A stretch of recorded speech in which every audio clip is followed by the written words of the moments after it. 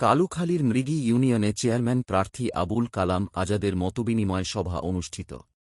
রাজবাড়ীর কালুখালী উপজেলার ৬ নং মৃগী ইউনিয়ন পরিষদের চেয়ারম্যান পদে বাংলাদেশ জাতীয়তাবাদী দল বিএনপি থেকে দলীয় মনোনয়ন প্রত্যাশী আবুল কালাম আজাদের উদ্যোগে এক উঠান বৈঠক অনুষ্ঠিত হয়েছে। শুক্রবার ১২ জুন বিকেল ৫টায় ইউনিয়নের ৪ নং ওয়ার্ডের হোগলাডাঙ্গি গ্রামে তাঁর নিজ বাড়িতে এ বৈঠক অনুষ্ঠিত হয়। হাজী হোসেন আলী বিশ্বাসের সভাপতিত্বে অনুষ্ঠানে প্রধান বক্তব্য দেন চেয়ারম্যান পদপ্রার্থী আবুল কালাম আজাদ। এ সময় বক্তব্য দেন মৃগী ইউনিয়ন বিএনপির সিনিয়র সহসভাপতি আসাদ বিশ্বাস, সহসভাপতি মমিন মোল্লা, সাবেক সাংগঠনিক সম্পাদক মিজানুর রহমান, কালুখালী উপজেলা শ্রমিক দলের যুগ্ম সাধারণ সম্পাদক মো. আলমগীর হোসেন, হোগলাডাঙ্গি এমআই কামিল মাদ্রাসার সহকারী অধ্যাপক মো. ওয়াজেদ আলী, সহকারী মৌলভী মা.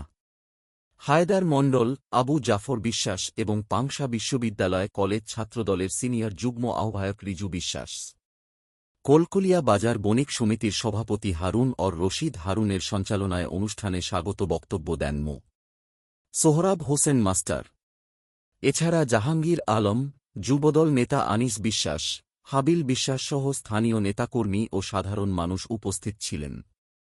বক্তব্যে আবুল কালাম আজাদ বলেন, আমি আপনাদের সন্তান। আপনাদের সুখ দুঃখে পাশে থাকতে চাই। দলীয় সমর্থন পেলে চেয়ারম্যান পদে নির্বাচন করব। আমি মিথ্যা প্রতিশ্রুতি দিতে চাই না। জনগণ আমাকে নির্বাচিত করলে কাজের মাধ্যমে তার প্রমাণ দেব। তিনি আরও বলেন, দল যোগ্যতা ও জনপ্রিয়তা বিবেচনা করেই চেয়ারম্যান পদে মনোনয়ন দেবে বলে তিনি আশা করেন।